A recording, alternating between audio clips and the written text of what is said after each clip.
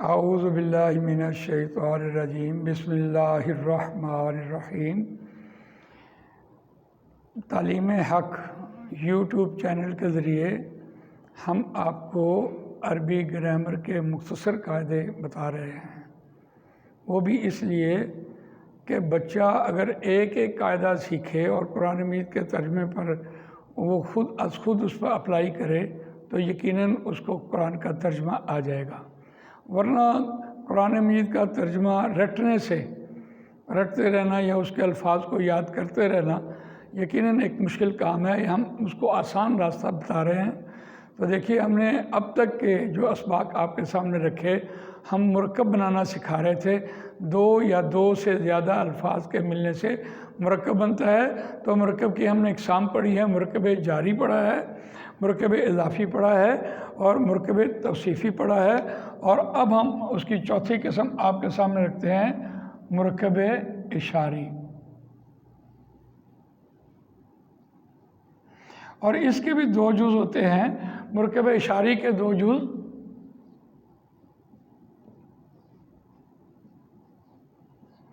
ایک اس میں اشارہ ہوتا ہے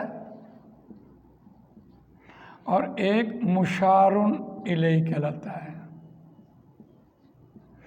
اور بڑی دلچسپ بات یہ ہے کہ اس میں اشارہ جو ہوتا ہے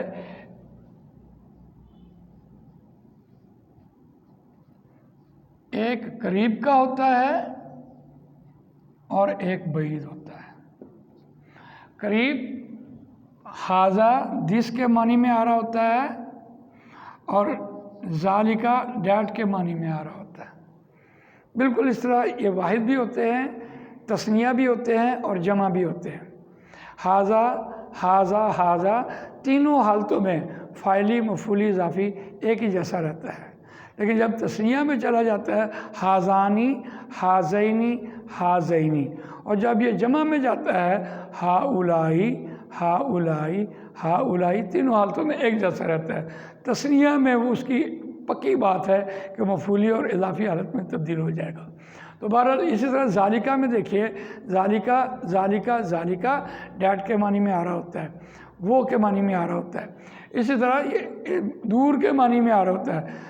ذالکا کی جو جمع آ رہی ہوتی ہے وہ اولائی کا آ رہا ہوتا ہے، لیکن زانی کا، زینی کا، زینی کا، یہ اس کی تثنیہ کی آوازیں ہو رہی ہوتی ہیں۔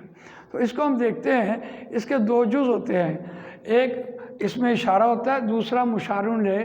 بہت دلچسپ بات یہ ہے کہ دونوں ہی ھذا اس میں اشارہ، اور یہ چونکہ ھذا اس میں اشارہ معرفہ کی اقسام میں سے ہے، اور آپ ویسے بھی کسی چیز کی طرف اشارہ کریں تو خاص ہو جاتی ہے، تو اس لیے اس میں اشارہ خاص ہوتا ہے۔ بظاہر یہ نظر نہیں آ رہا ہوتا کہ یہ الف لام سے نہیں آ رہا ہوتا، بظاہر یہ پتہ نہیں لگ رہا ہوتا کہ یہ حالت فاعلی میں ہے یا مفعولی میں ہے یا اضافی میں ہے، لیکن بہرحال اس کے ساتھ جو مشار الیہ آئے گا ہم اس کو دیکھیں گے، ھذا الکتاب۔ دونوں جز جو ہیں اگر وہ معرفہ ہوں گے تو تب وہ مشار الیہ بنے گا، یعنی مرکب اشاری بنے گا۔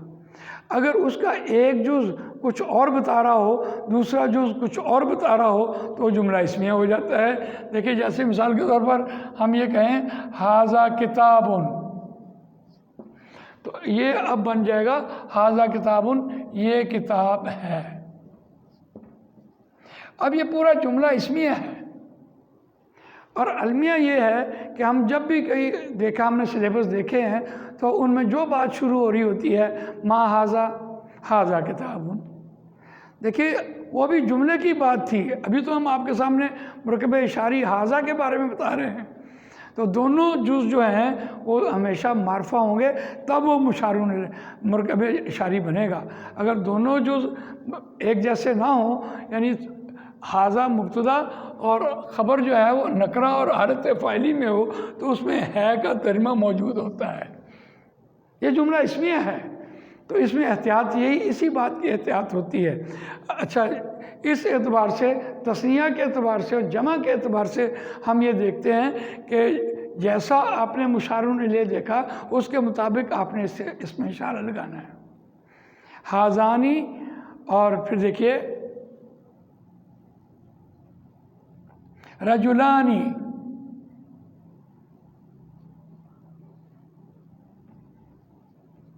दो मर्द। अब देखिए हाजानी तस्निया है और ये रजुलानी, दोनों हाजानी अर्रजुलानी,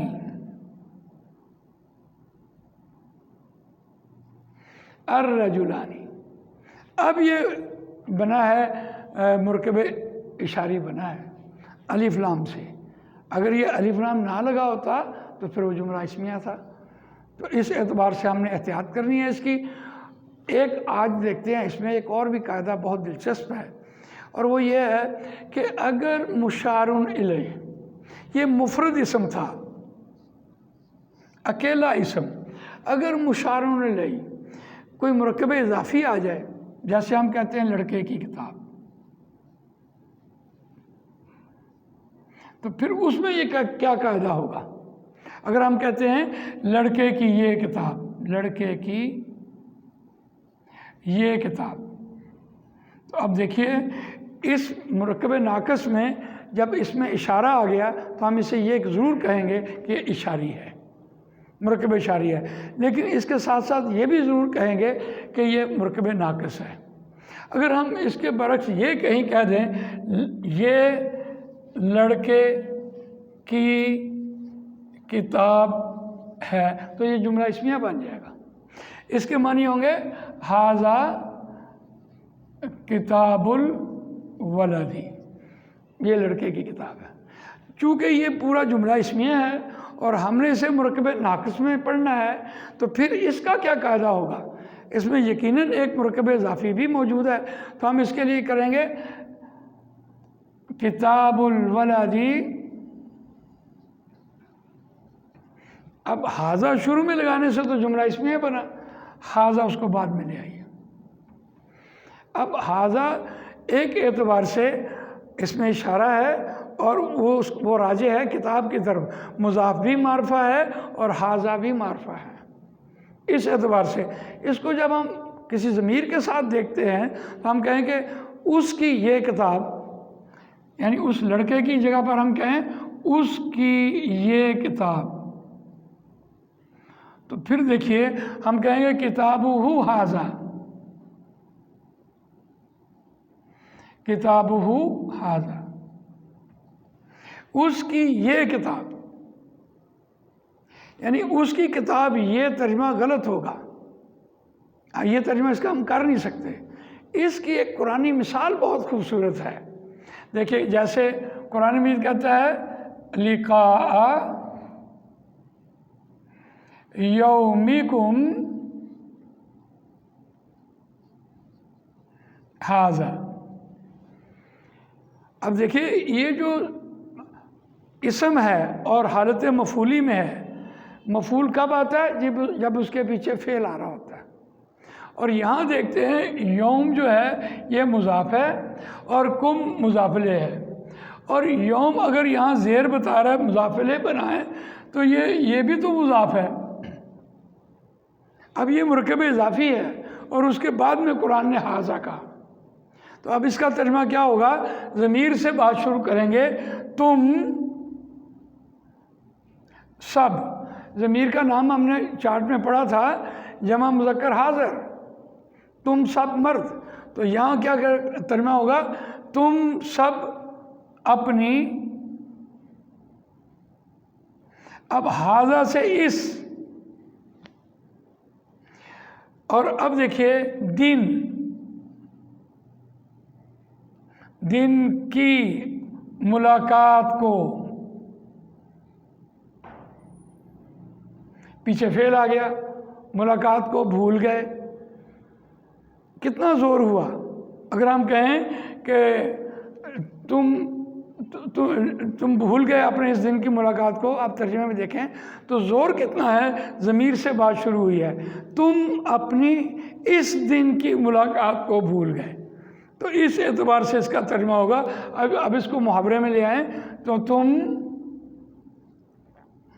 अपनी इस दिन की मुलाकात को भूल गए। اب اس اعتبار سے دیکھیے یہ مرکب ناقص ہے. اگر یہ کہیں نا حاضہ اس کے شروع میں لگا دیں تو معنی اور بدل جائیں گے، پھر وہ جملہ اسمیہ بن جائے گا. تو اس اعتبار سے آج ہم نے دیکھا کہ مرکب اشاری میں دو جز ہوتے ہیں، اس میں اشارہ اور مشار الیہ، اور ہم نے مفرد کو بھی پڑھا ہے اور ہم نے مرکب کو بھی. اسی طرح جب قرآن مجید ایک اور مثال دے رہا ہوتا ہے انا لکی ھذا، حضرت مریم علیہ السلام کے پاس جب حضرت زکریا علیہ السلام آئے ہیں تو انہوں نے پھل دیکھے ہیں پڑے ہوئے، تو اس وقت انہوں نے کہا انا لکی ھذا، انا کیوں کر، لکی واسطے تیرے، لکی واسطے تیرے، ھذا کہاں سے آیا یہ سب کچھ. تو دیکھیے لکی جو ہے یہ مرکب جاری ہے اور یہ استفہامیہ بنا اور ھذا اس کے بعد میں لایا گیا. تو جزاک اللہ خیر، آج کا لیسن اتنا ہی تھا جسے ہم نے آپ کے سامنے رکھا.